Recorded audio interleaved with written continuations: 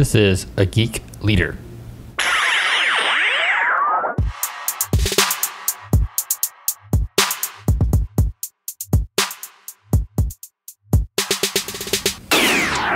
Hey, Geek Leaders. Welcome to episode 125 of A Geek Leader podcast. I'm your host, John Rauda, and today on the show, we've got Dr. Liz Bywater.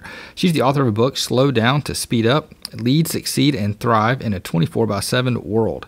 We had a great conversation. She's a leadership expert. We talked about some ways that leaders can use the stuff in her book. Her books are just like most time management books should be. It's a quick read, and it gives you a lot of really good practical advice. We talk a little bit about how sometimes some things that I tried throughout the book and how it worked with me, and hopefully how it can work with you guys and how you can apply it to be a better leader and manage your time a little bit better and manage those time of the people that you lead's time better as well, because that's also an important part. So with all that being said, give it up for Dr. Liz Bywater.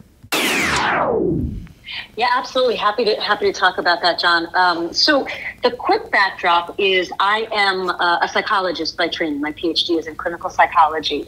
And for a lot of years, I was working with people in private practice in an office setting where they were coming in talking about all kinds of issues related to personal and professional life and personal and professional success. And over the years, I really started gravitating more and more towards working with executives and leaders in a corporate setting, in a business setting, still with a focus on how to be successful and gratified and to kind of meet goals, but maybe in a more kind of a business atmosphere. And what I really found over the years, both in my clinical work and then over the many years working with CEOs and team leaders and senior level executives, is that people really struggle with just how busy life is. Whether that's home life or work life, and it's almost always both. Life's incredibly busy. The demands that come at all of us are endless and sometimes seem too difficult to juggle. And it really can be very difficult to prioritize and figure out what is it that needs to get done right now? What's most important? What's most relevant? And at least as important, what are the things that I'm going to say no to or stop doing or do it some other time? And unless we really slow down long enough to think that stuff through and to communicate with other people and to get support where we need and to eliminate the obstacles that are in our way, it becomes very difficult to be productive and effective and successful. And that was really what led me to writing the book, was really wanting to help my clients and really as many people as possible to be a little less overwhelmed and a little bit more effective day to day. Yeah, and I think being in technology, we're probably some of the most guilty of going fast. I think there's several companies that even have like mottos that are, move fast and break stuff. And sometimes it's really hard for us to slow down and figure out, are we actually moving in the right direction? And are things actually going the way we, what do we need to think through? Are we making the right priorities? Are we moving things in the right direction? So what are some tips that you have about how to slow down but not feel like you're giving up, ground?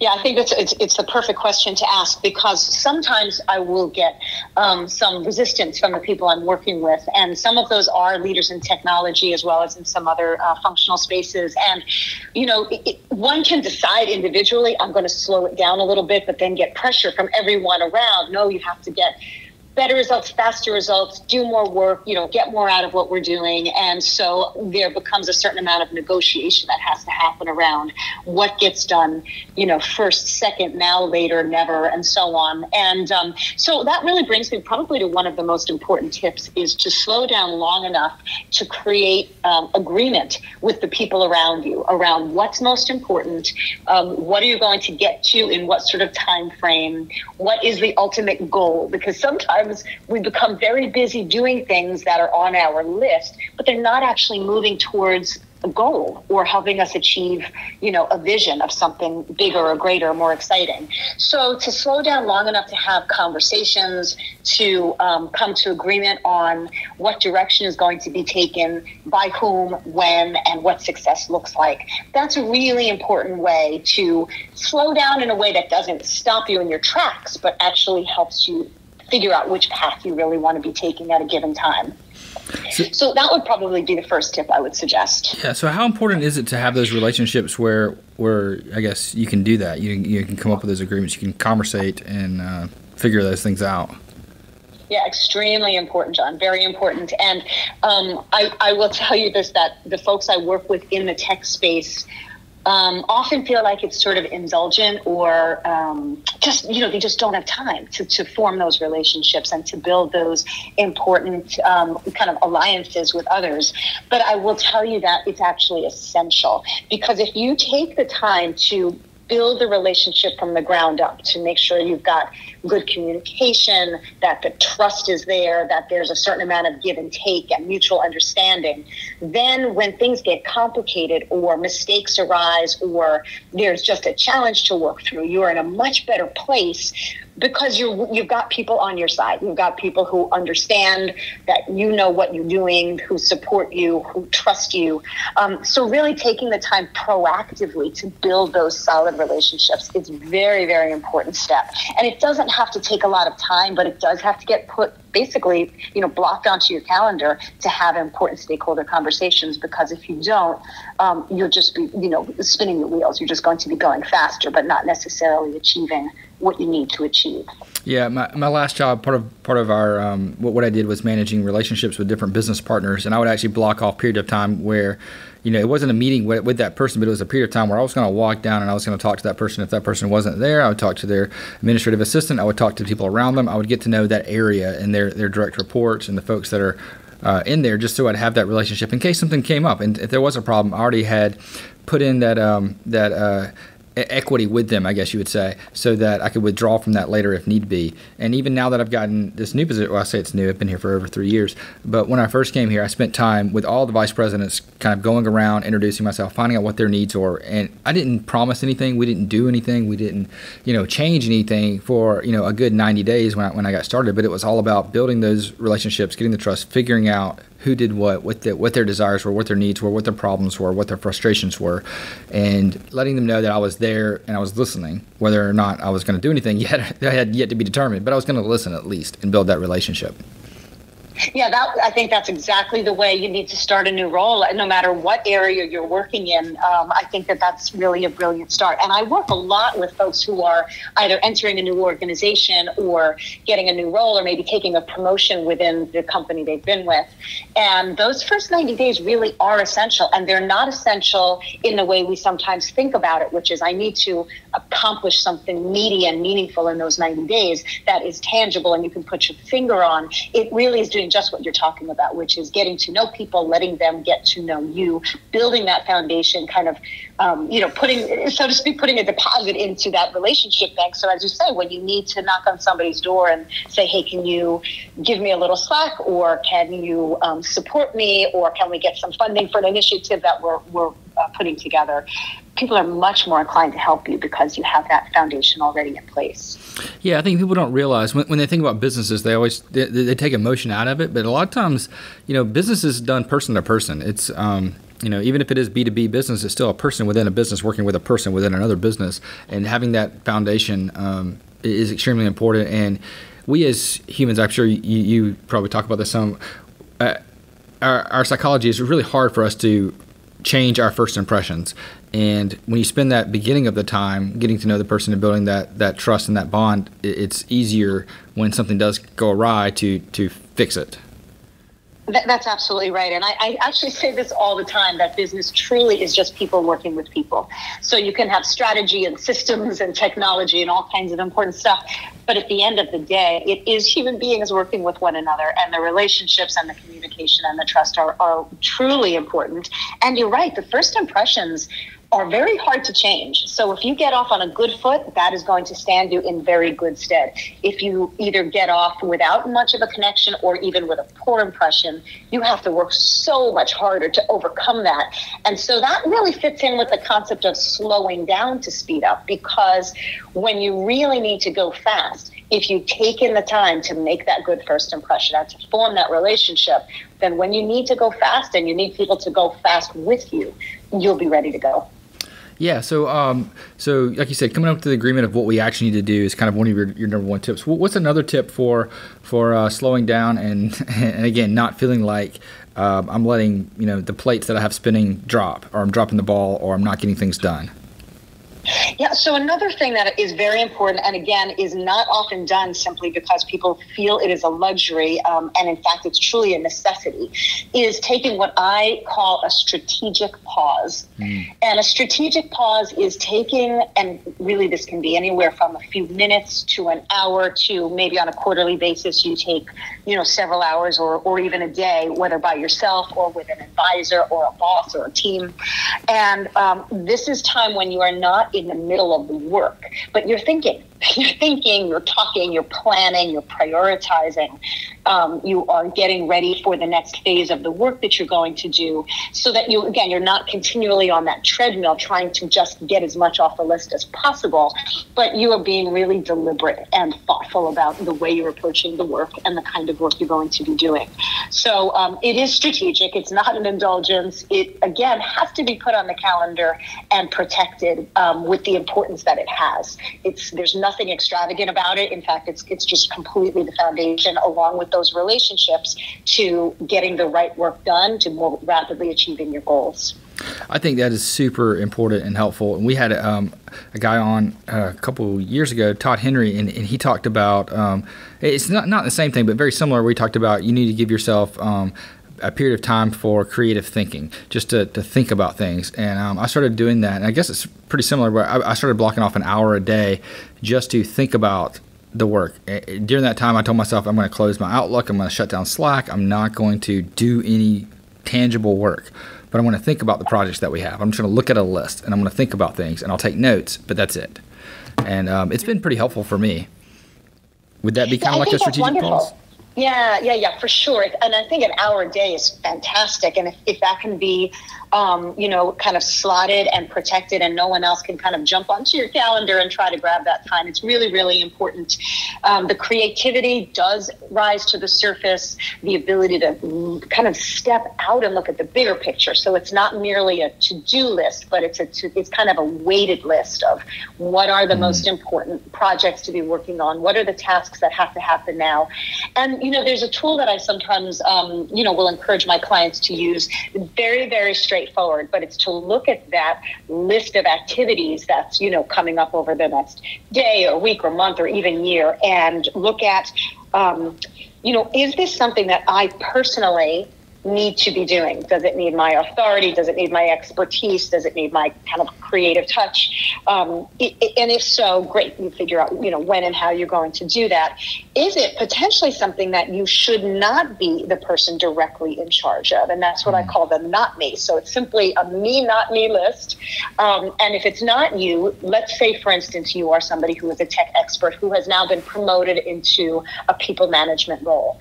That, for example, is a time when you really need to go back to that list, because your inclination will be to get it all done yourself quickly because you can, because you're good at it, you've done it, that's how you've been successful so far.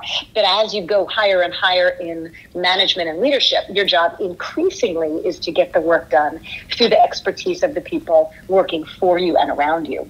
And so that me, not me list really helps you take things off your plate through delegation, through, hiring out where you need to, contracting where you need to, so that you can be doing the things that are most important for you in the role that you currently have. And maybe even to start thinking about, what do I need to develop so I'm successful and prepared for the next role? That's a really good idea. And that's one thing that I've talked about on the show that I've really struggled with is delegation, I guess you would call it. Because, when I first became a manager, God, who knows how long ago that was now, decades ago. But and I was leading my team. I always felt like, I got promoted because I was a better developer, right? Or that's what I thought. I was probably wrong. But I felt like that, and I felt like I could do the job better, so I would always jump in there and start doing it instead of training my team and building them up. And it's still a struggle that I have today, where a lot of times I feel like, I'll just do it myself. It's quicker and faster and easier. But in reality, I don't scale. I can't scale myself to that extent. What are some ways that we can kind of get past that urge to really want to jump in there and say all these things are on the me and none of these things are on the not me list? Yeah, no, listen, that's a great question. And Mike, I work with clients at a variety of levels of their organization, all the way through the C-suite. And I will tell you, every single leader I work with has the same struggle. Because the fact that you've gotten into a leadership role doesn't mean you've been successful. It does mean that you're very good at what you do.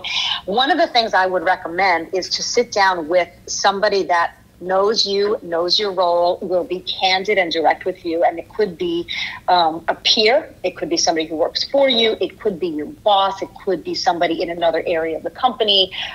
It could be a spouse who knows your work and your company well.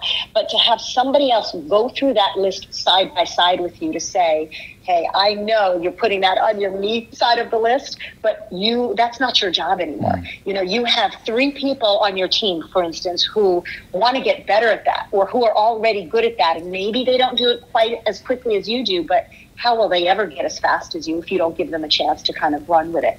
And how will you get to the strategic activities? And how will you meet with the stakeholders, as we talked about, forming those relationships? And how will you exercise influence at a higher level if you are allowing yourself to get caught in doing the job that you were hired for previously, not the job that you're supposed to be doing today?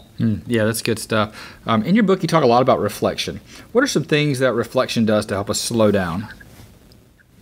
Reflection, well, it's interesting. So you can't really reflect unless you slow down. It's really an interesting dynamic. You have to slow down to think, to pause, to take some time where you're not frenetically trying to get so many things taken care of that sometimes we do things almost without thought, right? Sometimes you can because you're really good at what you've done. You've had a lot of experience with it.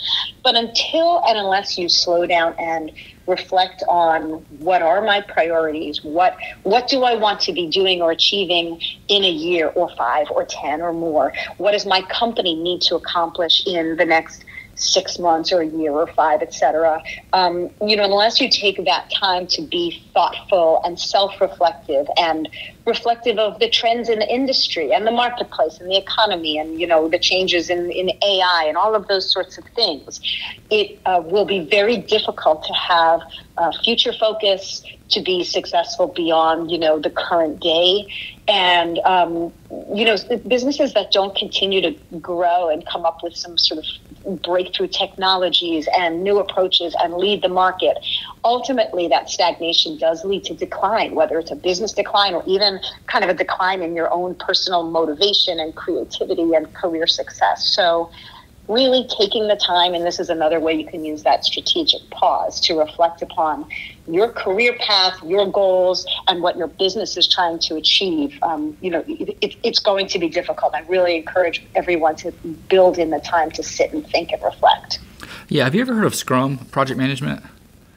I have heard of it, although I will tell you, not being a tech expert, you probably know much more about it than I do. Yeah, so in Scrum, there's one section at the end of every project where they have a retrospective, where they get together and reflect on the project and kind of go through it. And that's one step that I see a lot of unsuccessful teams skipping. And when people skip that, I think that, well, you're never going to get any better because you're going to be doing things at the same level because you're not looking back at the things that went well and focusing on how to improve them even more, and the things that didn't go well and how to avoid those circumstances again. And I think reflection kind of helps you do that more on a personal level. Is that right? Yes, absolutely. It's a perfect analogy. And it works on a project level. It works on a larger business level. It works on a personal level. It works on a team level. I think building on strengths and successes and effective strategies and seeing how can you leverage that for the next project. And also, as you say, reflecting on the things that didn't go well and how do we avoid making the same mistake over and over again is incredibly important stuff. I mean, when we don't take the time at the end of a mistake or a failure or even something that wasn't quite as successful as we wanted it to be, you do set yourself up to make the same mistakes over and over again. And that can be very costly. It costs time. Sometimes it costs political capital. Sometimes it costs you the ability to get the investment that you need for the next project. It can be very expensive. I have clients who have had tech projects where they haven't slowed down long enough to either set it up properly or to reflect on where things went wrong, and it's cost literally millions of dollars to kind of go back to the drawing board. So that kind of post-mortem reflection is super important. So looking back, you kind of talk about pivot points and reflections. How do pivot points, or what is a pivot point? How does that kind of relate to looking back at your successes or failures? It's very directly connected. So pivot points are those pivotal moments in whether, again, it can be applied in many different ways, whether it's in your personal history and your career path, whether it's in the history and the successes and accomplishments of a team and or a business in its entirety. Those pivot points are both success moments and either failures or disappointments or events that took you in a different direction. And so when I'm working, let's say, for example, with an executive leadership team, and they either have a new leader or they're at a pivot within their organization, so maybe they've just been acquired or there's a change in the industry, or it's simply a team looking to work together at a higher level, we will do an activity called Pivot Points, and my clients love this because it's a true slowdown where they're taking some time, computers are shut, phones are turned off, all devices are set aside, and the team is able to share with one another what their own personal path has been, what have been the key moments, and it can be from childhood through college, through career path, that have made them who they are today as a leader, as an executive, as a business owner, et cetera. What is it that they have grown into? How do they bring who they are to really help create collective success? And what are the things that have maybe held them back? And where do they need some additional help from their colleagues or from the organization? And so it's really powerful stuff to think about. What are those pivotal positive moments and those pivotal disappointments, failures, or negative experiences that have kind of created the kind of leader or professional or business owner that I am today? Yeah, that's good stuff.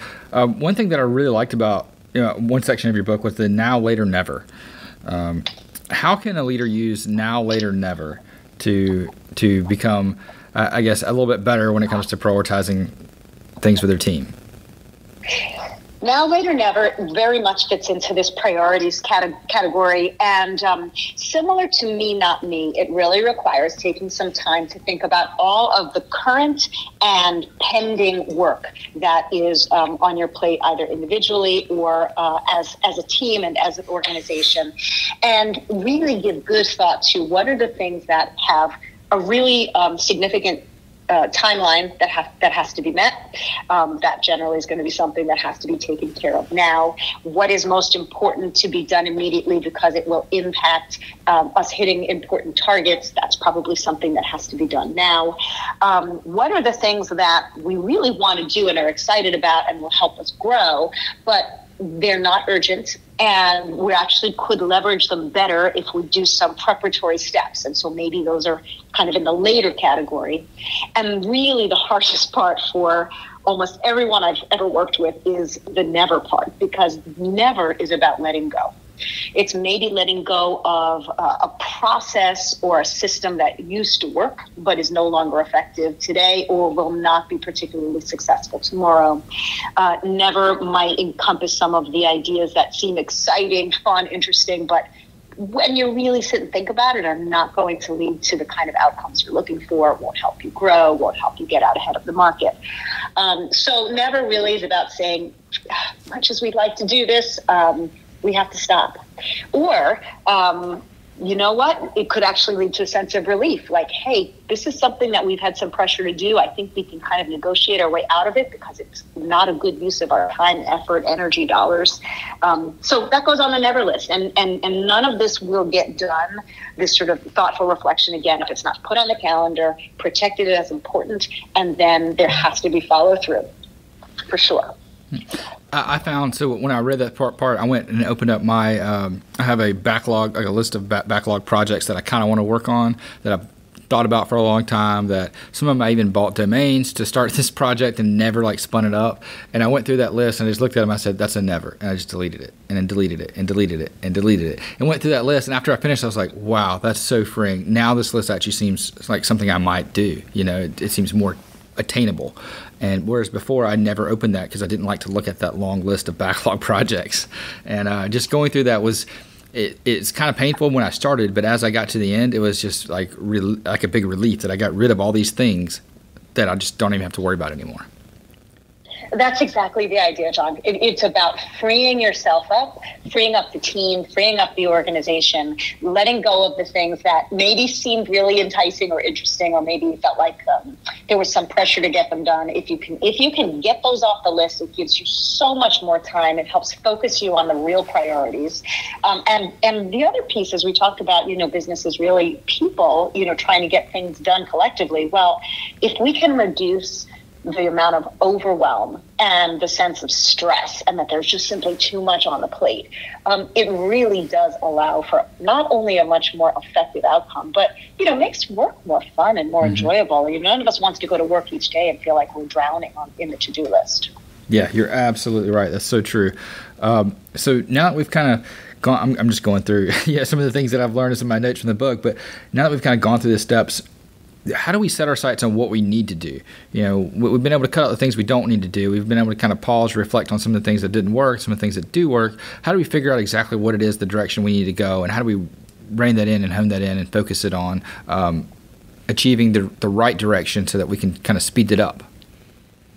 Well, I think that is really well done in two kind of synergistic ways. So part of it is that personal reflection time where you're really thinking about, again, where do I, my team, the company, et cetera, need to be in the coming 6 months, a year, and sometimes when you're looking at the need to do list, you do want to focus in at times on the more immediate needs. You do want to have that big picture in mind, but if you're too busy lining things up for 2 years, 5 years, 10 years from now, it does sometimes pull you away from the here and now. So to really think about what has to be accomplished in the short and immediate term is very valuable.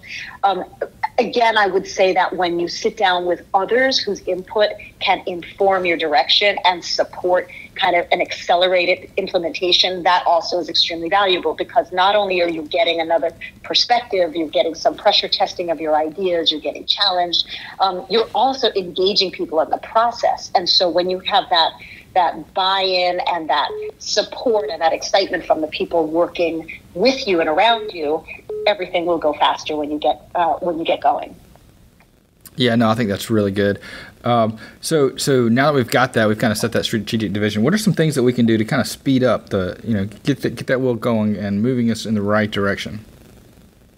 Well, there are a few things. You actually mentioned earlier the idea of thinking without distraction, turning off the Outlook and the emails. And, we're being pulled in so many directions all the time. And there's this sort of false and unfair expectation that we are continually available to everyone at all times. And I have a lot of clients that are working until very late at night, taking calls, sleeping with their phone next to their head on their pillow. And what ends up happening is what it really does is slow you down, because instead of doing what we think we can do, which is multitasking and answering a text at the same time you're working on a project and trying to filter out all of the distractions, we're really just bouncing from one thing to the next. It's sort of like the old-fashioned pinball machines, with the flappers and the balls just bouncing from one part of the machine. It takes much longer to get from beginning to end. So all that said, when you clear away the distractions and you shut things off and you stop looking at 3 devices at a time, you really will get any given piece of work out the door much, much more quickly. So I would say that would be, as you pointed out earlier, that's really important, to stop being distracted, stop trying to multitask. The other thing is, continually use that filter. Am I working on the things that I have determined are me, are now, are urgent, are strategic, etc.? And if you catch yourself slipping, and we all do this, into doing work that someone else should be handling, or could be a good development opportunity, for instance, or if you start working on one of those kind of exciting projects that really aren't pressing or important or aren't going to move you more rapidly to the results you're looking for, you just have to keep catching yourself and pushing it aside. It takes practice to build that muscle memory, but if you continually do that and kind of pull yourself back on track, you will go much, much faster. Yeah, I think you're absolutely right. One of the things that I did a bunch of experimenting on my last team, and I told them that they were my lab, and we would play around with different techniques and different ways to improve productivity. And one of the techniques was the Pomodoro technique. Are you familiar with that? I am not familiar with that. Well, it's very similar to what you're talking about, but not is something that kind of went down the circle of software developers, kind of started doing it for a while, and it kind of lost favor. I guess not a lot of people follow it anymore. But it's the idea that you use like a timer, and you set 20 minutes on, and you turn off your all your notifications, you close out Outlook, and you just code for 20 minutes and do absolutely nothing else. And then the next 5 minutes, you stop coding, you open up your emails, you respond to whatever you need to, and when that 5 minutes is up, you close everything back up and you code for another 20 minutes. It's like 20 minutes on, 5 minutes off, 20 minutes on, 5 minutes off, and it's just a repetitive pattern. But what my team found when we started doing that is probably 4 out of the 6 would say that they were significantly more productive by doing that, and the other one said that they didn't get it at all. But I found when I did it, I got so much more done in that 20 minutes than I typically got done in an hour. Yeah, because you're super focused, right? That's all you're doing. You're not getting pulled away. So I think it absolutely fits in with the stuff we're talking about. The other thing that's really interesting about what you said, though, is that 2 of the 6 did not find that it helped make them more productive. Right. And so one of the things that I would say is important is to know that, each of us is different. So these techniques, some of them will work really well for lots of people, and others will work really well for other people. And we don't want to get too formulaic. And that might be why this technique fell a little bit out of favor. So the concept of it is terrific.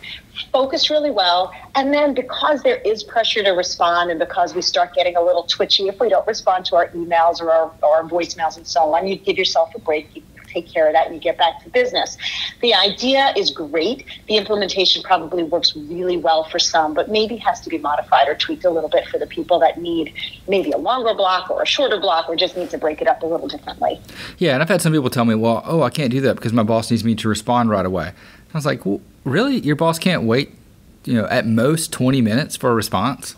Yeah. Well, yeah, that's about setting expectations too, and doing some negotiation with your stakeholders. I mean, I'll tell you, I worked for this was a Fortune 15 company, very, very large international company. And I worked with the chief quality officer when she just came into that role. And so this was an extremely important role with lots of pressure to be very responsive, very available all the time. And she had the inclination that, listen, I cannot get off my email. She literally was responding in the moment, no matter what she was doing. And, her boss was the CEO of the company.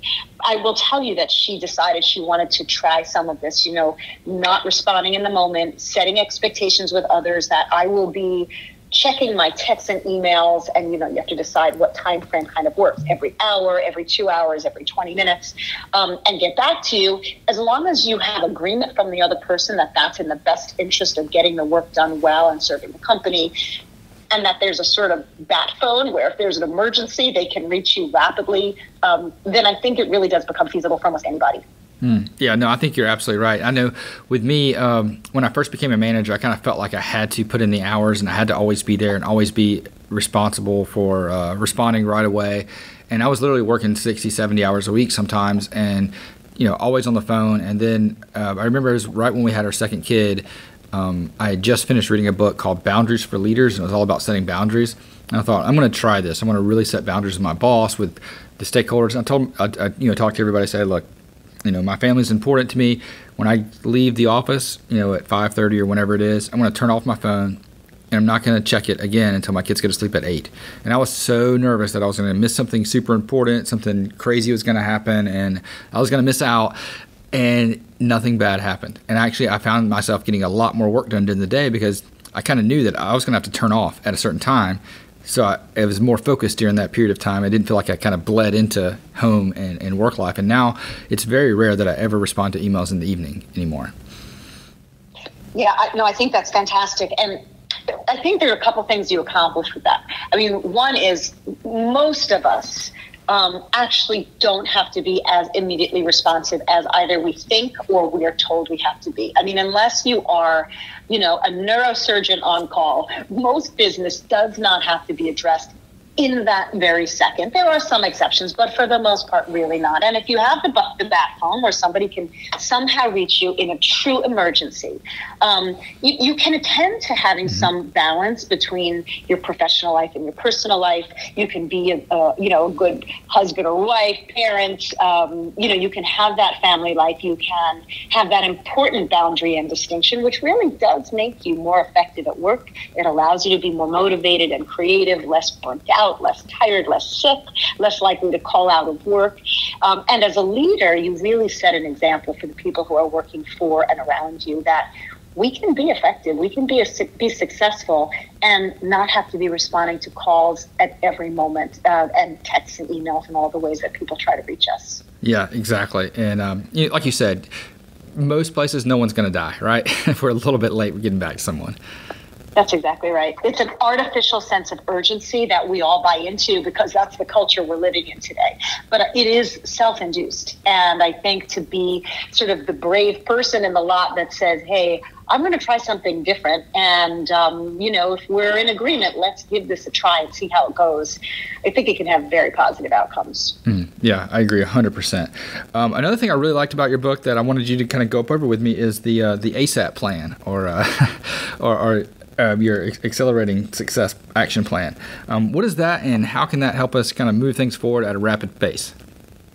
So the ASAP is a very, very straightforward, simple template that we can all use once we've identified what are our priorities. And I strongly encourage people to keep this a very narrow list because I've worked with so many people who say, well, I have 50 priorities. Well, you might have 50 things on your to-do list, but there's no way they're all priorities because that's just an unmanageable amount of things. There's no way things can get done rapidly or well when you have too many things that feel urgent and important. So once you've identified what's both urgent, important, the things that are truly relevant and priority items, you can create, and if people are interested, there are downloads on my website, and we can talk about some other resources.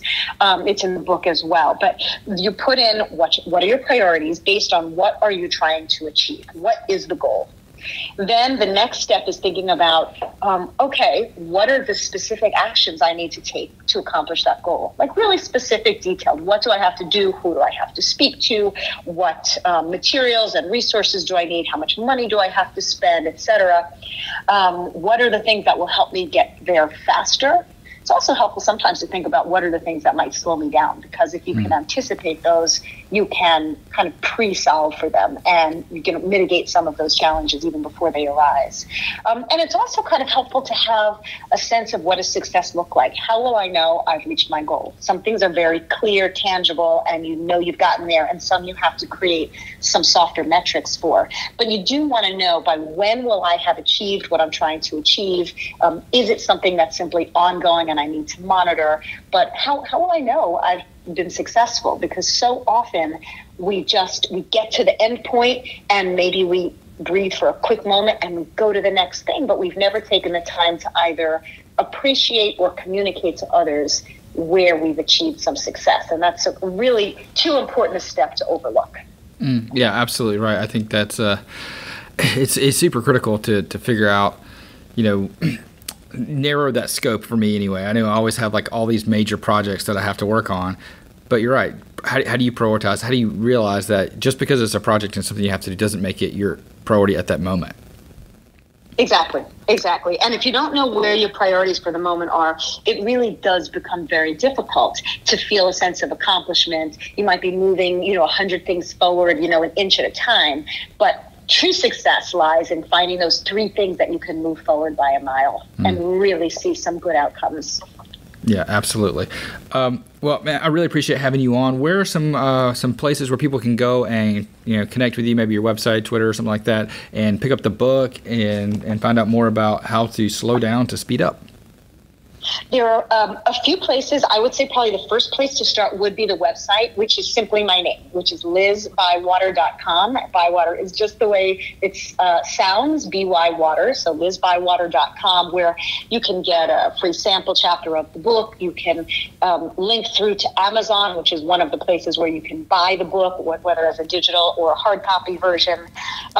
You can check me out on Twitter. It's Dr. Liz, just Dr. Liz Bywater is my handle on Twitter.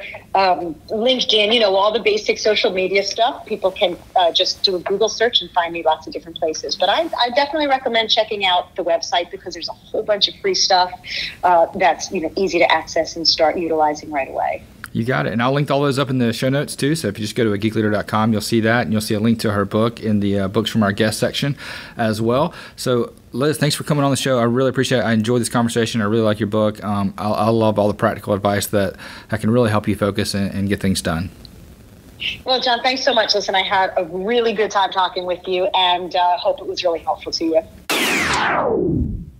Hey guys, I hope you guys liked that conversation that I had with Dr. Bywater, and please check out her book. You can go to ageekleader.com, and there's a link right there that says books from our guests. You can find her book there. You can link to it. I highly recommend it, but also I wanted to read a review, and I want you guys to go out and leave a rating and review on Apple Podcasts. That would be fantastic because I keep calling it iTunes, but iTunes is dead now. Now that Catalina came out, they're discontinuing iTunes on the Mac, and it's only going to be Apple Podcasts at this point. But please go out there, leave a rating and review, because that's where I get most of my reviews, and that's where I get my feedback from you guys. If you don't feel comfortable doing that, just tweet to me. That's another good way to get to me. It's at John Rauda. But anyway, this review is from I'm going to butcher this name because I'm terrible with names, but it's from Yashimaka, and it says, "Valuable show, great information and tips I got from this podcast are really worth the time to listen to it." All right, well, thanks so much. I appreciate that review. And if you want to leave a review that I might read on the show, please go ahead and do that at Apple Podcasts. You can also go to ageekleader.com, click on the subscribe button, and from there you'll see links to the different podcast players where you can find the show. But Apple Podcasts is one of them. If you click on that, you can leave your review. It's a quick way to get to it, or use your phone, and if you're on an iPhone or iPad, and you can leave it there as well. Greatly appreciate it. Please share the show with a friend. It always helps to get the word out about leadership and help grow the podcast, but also to grow those around you when it comes to improving their leadership skills. It's just a great tool. Hopefully these guests are helping you guys out as much as they're helping me, because they really are. Anyway, I really appreciate it. Thanks so much. Have a great day.